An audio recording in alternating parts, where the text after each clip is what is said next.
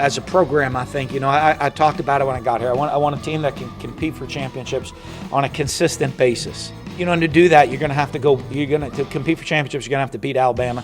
As everybody said last year, what's the margin? Last year it was 6 points, this year it was 2, and hopefully we get one more shot at it. Oh, welcome into a little special edition of that SEC podcast, emergency edition. I'm your host, Michael Bratton. I go by SEC Mike on Twitter. And of course, we're jumping on the line. Second time we've had to do this season because a coach was just let go in the SEC. No surprise at this point, but old Dan Mullen giving the yaks down there in Gainesville. He will not coach against Florida State. That means LSU and Florida now will be competing to hire a head coach at the same time. News of Dan Mullen being let go was first reported by Matt Zenitz of On3 Sports. Chris Lowe, ESPN, he has also confirmed it. Bruce Feldman, all the heavy hitters down there. So team supposed to meet here right as I'm recording this. I think they're about to meet here in Gainesville to announce it to the players. Greg Knox, special teams coordinator, is going to be the interim head coach for Florida State game. And remember, this is a game the Gators need to make the postseason. If they don't beat Florida State, they're not going to bowling. At this point, who knows if they're going to do it. It's worth noting Greg Knox, when Mississippi State, when Dan Mullen was at Mississippi State and left for Florida, Greg Knox stayed, coached the team to a win without Nick Fitzgerald, mind you. This was right after Nick Fitzgerald had his terrible injury from Mississippi State. They had to go with Keaton Thompson, and they won a bowl game over Louisville and Lamar Jackson. So, hey, Greg Knox has been here before, but more importantly than the game ahead is where do the Florida Gators go from here?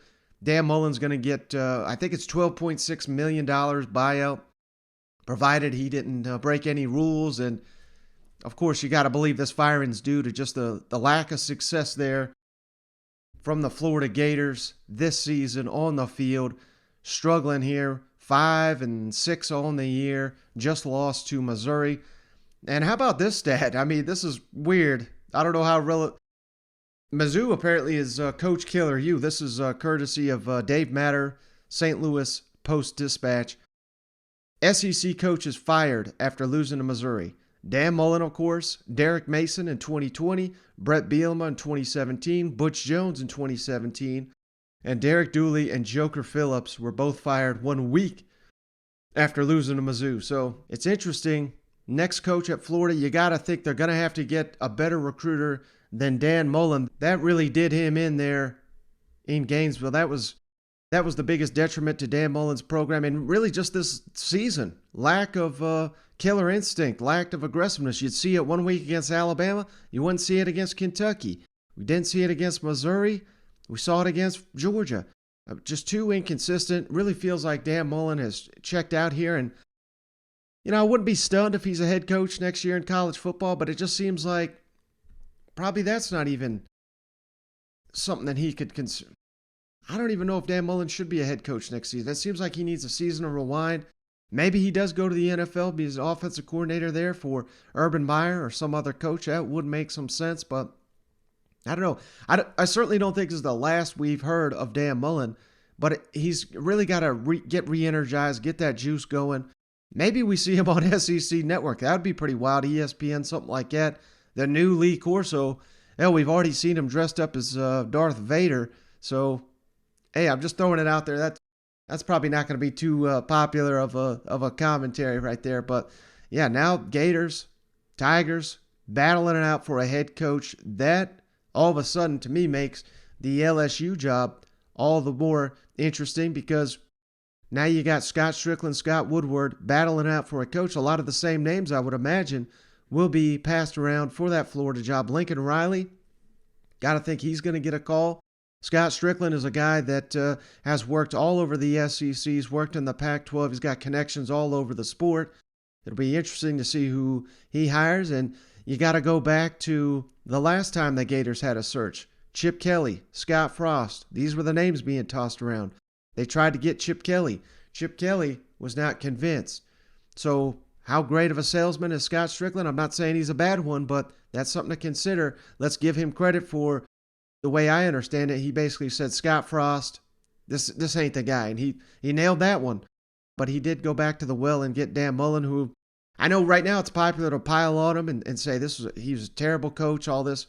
He's been very poor this year. But prior to this year, he's been an elite coach. You cannot change my mind. 3 top 10 finishes there at Florida, won a division title, is beaten damn near everybody in the SEC outside of Nick Saban. So, man, this is still such a shock. Not that it happened.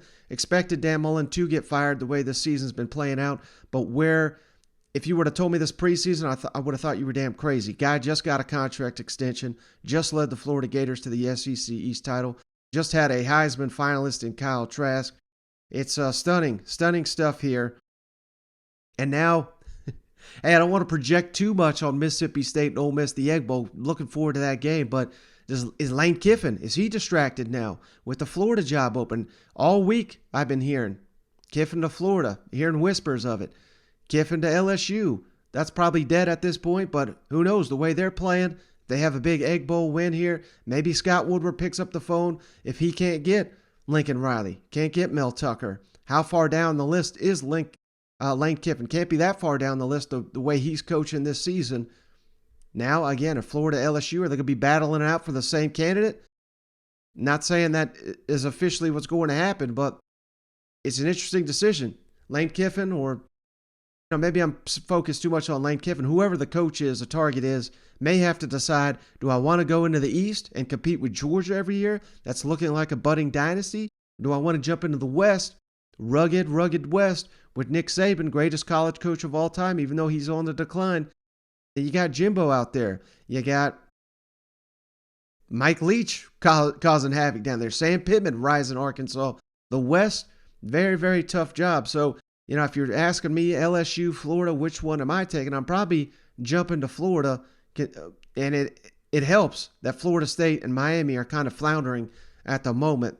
So all of a sudden, Florida may be the top job here in the country that is available. But we'll have more on the regularly scheduled show. We'll have Cousin Shane on the podcast, break down his thoughts on it, recap the week ahead. Just wanted to get this quick emergency podcast up moments after Dan Mullen officially fired. Got this up on the YouTube as well. So check us on out over there. But hey, I got to get ready for tonight's show. Catch you here in a bit.